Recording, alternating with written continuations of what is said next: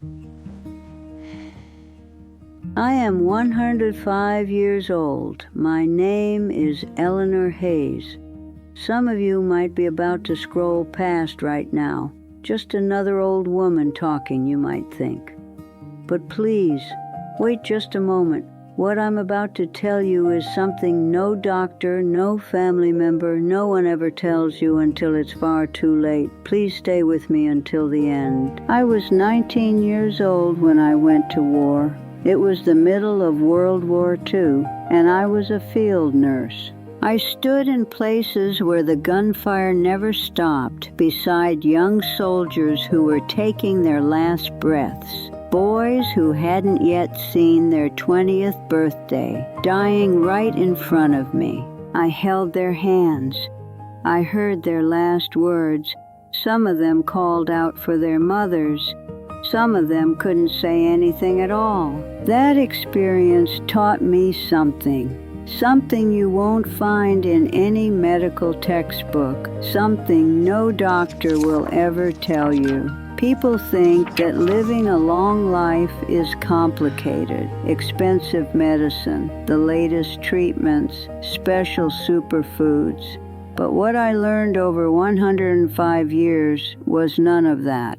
There's a difference between making your life longer and making your life worth living. I learned that difference on a battlefield when I was still a teenager. What I'm going to share with you today isn't just about health. It's about how to live. And the last thing I say, that'll be the most important part. People ask me all the time, how did you make it to 105? What medicine did you take? What's your secret? I always smile when they ask that. It wasn't medicine. It wasn't a secret. It was simply the way I lived. The first habit is walking. I grew up on a farm in Kansas. Back then, walking was just part of life. I walked to school every single day, more than 30 minutes each way. I walked in the rain. I walked through snow. I never thought to complain about it. That was simply how life worked.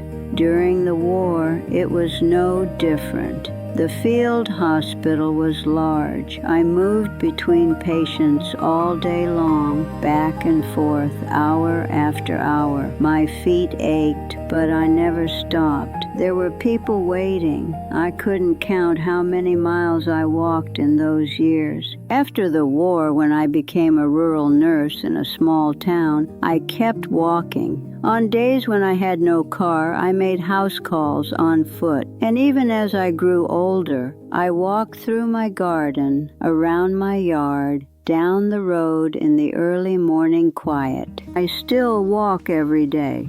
Not as fast as I used to, but I haven't stopped. The body was made to move. When you stop moving, it starts to stiffen. Like a machine left unused, it begins to rust. I learned that not from a doctor, but from living. You don't need an expensive gym. You don't need special shoes or a program or a trainer. You just need to get up and walk. That's all. That's always been enough. The second habit is what you eat. When I was growing up, our table looked the same every day. Eggs, vegetables, bread, soup. Everything came from my mother's garden or from the farm. There were no frozen meals. There were almost no canned goods. The idea of buying packaged food from a store barely existed back then. We ate what the ground gave us. We ate what our hands made. When I was young, I was a little embarrassed by that. When I visited friends, their tables seemed fancier somehow. I told myself that when I grew up, I'd eat better things. But the war taught me something unexpected. During the hardest stretches, the thing that kept my body going wasn't anything elaborate. It was a piece of bread, a bowl of warm soup, that was all. And it was enough. The body recognized simple food. It didn't need to be complicated. After the war, living and working in a small rural town, I didn't eat very differently. Partly because I was busy, but honestly, it felt right. I didn't eat large amounts. I ate until I was satisfied, and then I stopped. I can't remember many times in my life when I overate. Even now, I keep it simple. Fresh food, small portions. I stay far away from things that come in packages with long lists of ingredients I can't pronounce. The body understands simple food. The more complicated you make it, the more confused your body becomes. I've had 105 years to confirm that. The third habit is sleep. Growing up on the farm, night was truly night. When the sun went down, the house went dark. Electricity was scarce. We'd sit together for a little while by lamplight, talk quietly, and then the whole family would drift off to bed. There was no reason to stay up late. There was nothing pulling us to keep our eyes open.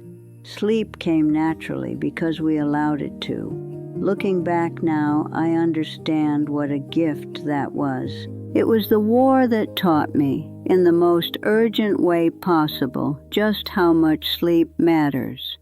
The field hospital never rested. Patients came in through the night. Emergencies happened before dawn. When I went too many days without real sleep, I could feel my mind slipping. My hands weren't as steady. Small mistakes crept in. A nurse running on no sleep was a danger to her patients. So I learned to close my eyes whenever I had even 30 minutes, even 15. That short rest brought my body back. After the war, I kept the habit of sleeping early, in bed by 9 most nights. People sometimes looked at me strangely. I didn't care. I listened to what my body was asking for. The body repairs itself at night. The damage from the day, the tiredness, the small wounds, all of it is quietly mended while you sleep. Take that time away, and the body falls apart slowly, piece by piece. 1 hour of extra sleep is worth more than any supplement you can buy. I've had 105 years to prove that. The fourth habit is keeping your hands busy. I've never let my hands rest for long, not once in my entire life. On the farm, as a child, my hands were always doing something. Planting seeds, pulling weeds, bringing in the harvest, standing beside my mother, kneading bread dough, sewing by the window in the evening. Rough hands were normal then. Soft hands were the unusual thing. During the war, my hands didn't stop either. Wrapping bandages, cleaning wounds, preparing medicines, moving constantly from one patient to the next. There were days when exhaustion went bone deep, but I noticed something strange. After a long day of working with my hands, my mind felt quieter. When my thoughts were tangled and heavy, keeping my hands busy seemed to untangle them. The worry didn't disappear, but it loosened its grip. That surprised me. I hadn't expected it. Working with your hands doesn't only keep your body strong, it keeps your mind steady too. After the war, I started keeping a garden. Flowers, vegetables, anything that needed tending. Nobody asked me to do it. I simply wanted something to care for with my hands. The soil felt good. The work felt honest. When my knees made gardening too painful in my later years, I took up knitting. My hands slowed down, but they didn't stop. People often think that rest means doing nothing. But in my experience, the body and mind don't thrive in stillness. They thrive in gentle, purposeful movement. Even something small, even just folding laundry or tending a plant. Keeping your hands moving is how you remind yourself that you're still here. The fifth habit is the hardest one, and it's the most important one. On the battlefield, I saw death every single day. Some days I watched more than one person take their last breath before noon. In the beginning, it was almost unbearable. At night, when I lay down to sleep, the faces from that day would come back. Closing my eyes didn't make them go away. My chest felt heavy. My breathing felt tight. Then one evening, an older nurse, a woman who'd seen far more than I had, said something to me that I've never forgotten. She said, "If you hold on to that grief, you'll have nothing left for the living tomorrow." Those words changed something in me. I began to practice, not ignoring the pain, not pretending it wasn't there, but learning to feel it without drowning in it. Anger was the same.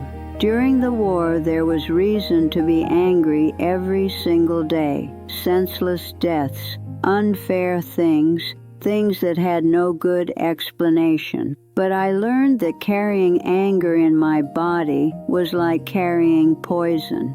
It didn't hurt the war, it hurt me.